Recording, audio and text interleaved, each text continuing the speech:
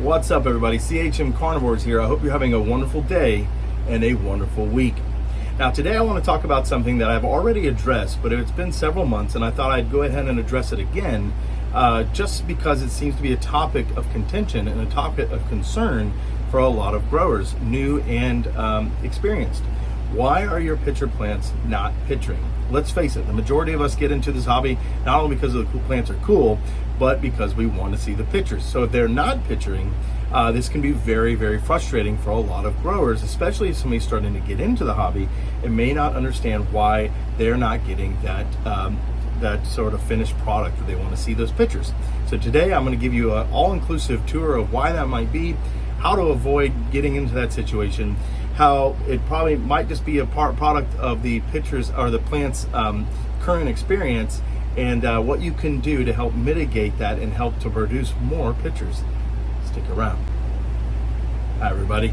So now when it comes to the health of your plants, very few plants will tell you how they're feeling quicker than a Nepenthes. A Nepenthes will give you a lot of telltale signs of how they're doing based on the environment they're experiencing, based on how much water they're getting, how much light, and how much what their soil mix is, a lot of different things. The good news about Nepenthes is you don't have to wait long to be able to tell whether or not they are happy. The bad news is they can get a little bit cantankerous at times, and so you have to pay closer attention to them than you would most plants.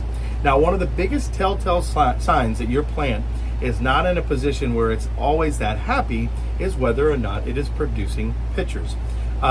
Again, this is probably the most important part of the plant, not only from a grower standpoint or a hobbyist. They like to see those pitchers. It is the big reward, but as the plant, that is where they get their nutrients. So if they are not growing pitchers, they are not getting nutrients. Now, there are ways to bypass that. You can do foliar feedings with some very, very diluted Maxi or other fertilizers, but you have to be very, very careful doing that. I've even seen growers use the water from coffee to do it. Again, you have to be very, very careful of that. The biggest thing and what the thing that's most copacetic for everybody is for them to have pitchers. Now, if your plant is not producing them, there's a couple of reasons why, and so we're going to go through those things right now. Number one, and this I'm going to start with the least obvious and work my way up to the most obvious. Number one is lighting. If your pitcher tendrils are growing but then they start to blacken out at the tips, that is a good indication they are not getting enough light. You hear a lot of the times talking about humidity and water and all those things dealing with sort of moisture as far as your pitcher development, but light plays just as key of a component in that as water or humidity does. If your plant looks like it's about to grow a pitcher and it starts to produce that little tendril and that itty bitty pitcher, and then those little tips of those tendrils turn black, that can be very frustrating, but that is a good indication that that plant is not getting enough light.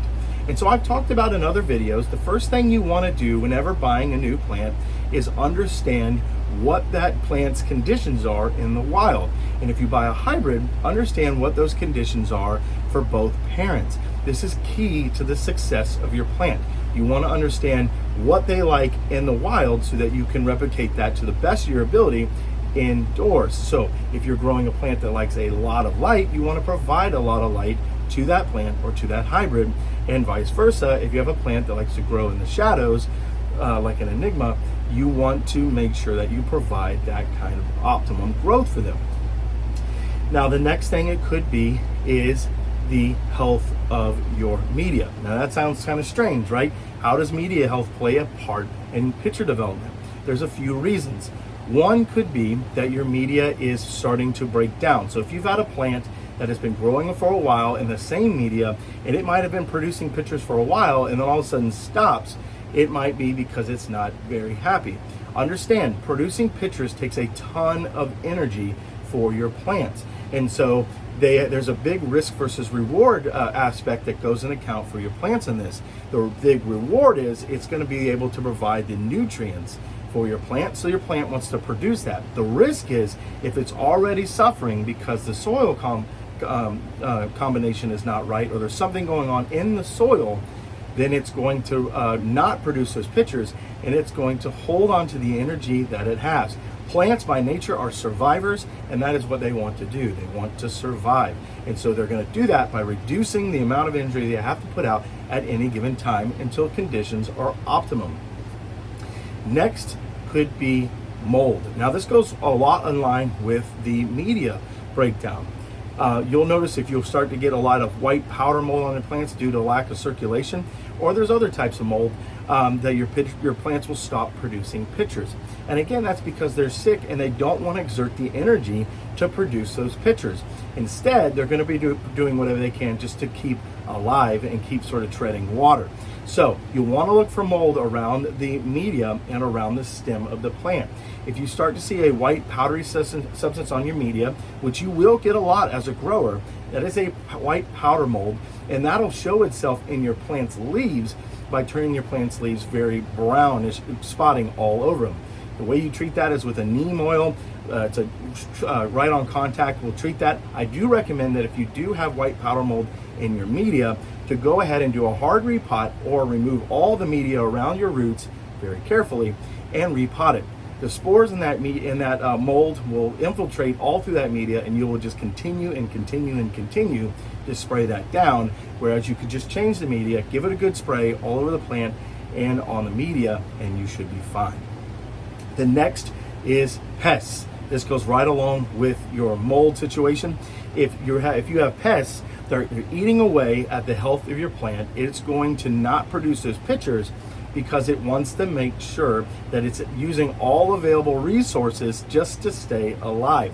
And if you have pests that are attacking your plants like a mite or a thrip, your plant will start producing sort of sporadic leaf growth and may even start producing sporadic growth points in an attempt to sort of outpace the damage that the pests are causing to your plant. If you start to see very, very weird growing tendrils, so the tendrils start getting very hook shaped, that is a good indication of mites, and you're going to want to treat that very fast. Mites spread very quickly and can be very deadly to your plant. If you start to see leaves that are sort of just sort of weird growing and have black streaks through them and grow sort of not in sort of that symmetric view, that is a classic sign of thrip, and you want to spray those as well. In both those cases, you want to cover the entire plant, all leaves, everything, including the media. Just keep it off the roots and you will be fine. Now, lastly is humidity. Humidity is a key component with these pitchers as they're growing. These plants are producing these pitchers, and those pitchers are going to swell and they're going to continue to grow. And without the proper humidity, you'll either get a plant that just says forget about it and doesn't grow them at all, or you'll get very, very small truncated pitchers where they'll start to grow and then they will die, or they will either die off or they might just grow an itty bitty one. That is a telltale sign that you do not have enough humidity around your plants. Now, there's a couple ways to get around this. First and foremost, you want to make sure that you spray your tendrils down if you're having a humidity issue, or if you just don't have the capability to get the humidity around the 70% mark. Spray your tendrils down as they're growing, and that will help keep them moist. The second thing you can do is buy a humidifier and keep it nearby, but if that is unrealistic for you, you can keep your plants in a tray of water, but this is key, keep the plant out of the water. So we have a little apparatus. You could use rocks if they're tall enough, or you can use any sort of smaller pots and keep them above the water line. And what will happen as the water starts to evaporate, it will evaporate around the plant and keep them moist. The most important thing is you want to make sure that the tendrils stay moist. And finally, sorry folks, the video got cut off. My last point is when your pitchers won't produce, it could be that your plant is just not in that part of the growing phase of its life cycle. So if you have a plant, for instance, a plant that enjoys to produce basils, like a ventricosa hybrid, it may be putting all of its energy in producing basils. I have a plant that I bought from Todd's Tropicals a while ago, and as far as the foliage is gone, it has grown tremendously fast. It has yet to produce a pitcher for me. And while that is frustrating as a grower, because we buy the plants because we want that big, beautiful pitcher, I appreciate the trade-off. The plant is growing multiple basils, and they are growing very rapidly. So all of its energy right now is being put into growing those basils. So that tells me a couple things. One, the plant is healthy, and the plant has enough energy to produce these basils. It doesn't need a pitcher right now because it doesn't need the nutrients. Now, it will eventually stop putting all of its energy in growing basils and will start growing pitchers. And when that happens, it will start to feed those pitchers with Osmocote pellets to help give it more energy.